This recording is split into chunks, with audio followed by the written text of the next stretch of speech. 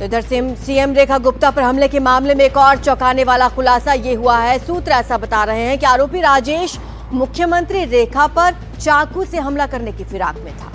और जैसे जैसे पुलिस की जांच आगे बढ़ रही है, तमाम चीजें निकलकर सामने आ रही हैं। अब इस पर यह भी अपडेट है कि वो चाकू की फिराक में जरूर था, लेकिन सुरक्षा को देखते हुए उसने ऐसा हमला नहीं किया। सूत्रों का कहना है कि कड़ी सुरक्षा को देखते हुए आरोपी ने सिविल लाइन इलाके में ही चाकू फेंक दिया था। तो आप सोच सकते हैं कि इस तैयारी के साथ ये यहाँ पर पहुंचा था।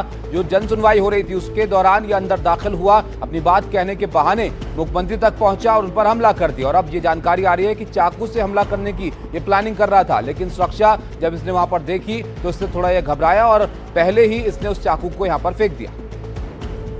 तो आपको बता दें, हैरान कर देने वाला मामला, लगातार इसमें नए नए खुलासे हो रहे हैं। आरोपी ने पूरी प्लानिंग के साथ ये हमला किया है। ये बात पहले ही सूत्र बता चुके हैं कि इसने ये चाकू से हमला करने की फिराक में था, लेकिन जब इसने मुख्यमंत्री की सिक्योरिटी देखी तो ये सिविल लाइन में ही इसने चाकू ड्रॉप कर दिया और उसके बाद इसने वहां पहुंचकर जन सुनवाई जहां चल रही थी, मुख्यमंत्री पर हमला किया, बाल खींचे और मुख्यमंत्री को चोट लगी।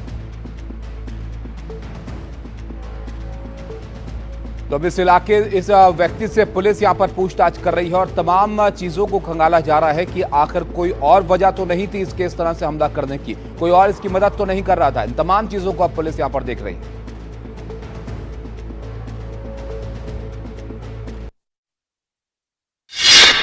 रेखा गुप्ता पर हमले के मामले में दिल्ली पुलिस ने एक और शख्स को राजकोट से गिरफ्तार किया है। गिरफ्तार शख्स का नाम तहसीन सैयद है, जो राजेश खिमजी का दोस्त है। तहसीन को सीएम रेखा गुप्ता का मारने की साजिश रचने के आरोप में गिरफ्तार किया गया है।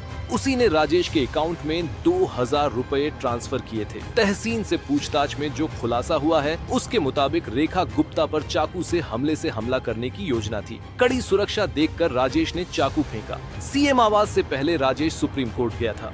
सुरक्षा व्यवस्था देखकर वापस सीएम आवास लौटा था। तहसीन से पूछताछ में ये भी खुलासा हुआ है कि राजेश उससे लगातार संपर्क में था। राजेश के अकाउंट में 2000 रुपए उसने राजेश की सहायता के लिए भेजे थे। इधर आज आरोपी राजेश खिमजी की 5 दिन की पुलिस रिमांड खत्म हो रही है। आज उसे कोर्ट में पेश किया जाएगा। इस दौरान पुलिस उसकी रिमांड बढ़ाने की अपील कर सकती है। Bureau report, NDTV India. हमारे साथ है मुकेश। पुलिस रिमांड अब खत्म हो रही है, लेकिन बड़ा सवाल यह है कि जिस व्यक्ति को उसके दोस्त को यहाँ पर पकड़ा गया वो किस तरह से उसकी मदद कर रहा था। और ये बात भी सामने आई कि चाकू लेकर जाने की तैयारी ये कर रहा था। क्या मंशा थी इसकी? देखिए, बिल्कुल आज 2 बड़े डेवलपमेंट है। पहला तो ये है कि जो आरोपी राजेश है उसकी आज पेशी है 5 दिन के बाद और पुलिस उसका फर्दर रिमांड मांग सकती है। दूसरा आरोपी एक्यूज पकड़ा है तहसीन सैयद, उसको भी पुलिस कोर्ट में पेश करेगी और उसकी रिमांड लेगी, क्योंकि उससे पूछताछ में कई बड़ी बातें निकलकर सामने आई हैं। ये मालूम चला है कि राजेश दिल्ली की मुख्यमंत्री पर चाकू से ही हमला करने वाला था, लेकिन सुरक्षा को देखते हुए उसने चाकू जो है वो सिविल लाइन्स इलाके में कहीं पर फेंक दिया। तो चाकू कहाँ पर फेंका, वो चाकू बरामद करना है और आखिर क्या ये जो हत्या करने वाला था उसके पीछे क्या मोटिव था, ये सारी चीजें जो है वो तहसीन और जो आरोपी राजेश है उनको आमने सामने बिठाकर उनसे पूछताछ कर दिल्ली पुलिस कर सकती है और इसीलिए दोनों का रिमांड दिल्ली पुलिस मांग सकती है। जी बिल्कुल, शुक्रिया आपका मुकेश इस तमाम जानकारी के लिए। तो दोनों की रिमांड आज पुलिस मांग सकती है। आपको बता दें कि इसकी पेशी भी होनी है, साथ ही बेहद अहम हो जाता है वो चाकू जो सिविल लाइन इलाके में इसने ड्रॉप किया है, उसकी बरामदगी के लिए भी पुलिस अब लगातार कोशिश की जा रही है, क्योंकि ये बड़ी खबर निकलकर सामने आई कि वो पहले मुख्यमंत्री पर चाकू से हमला करने वाला था।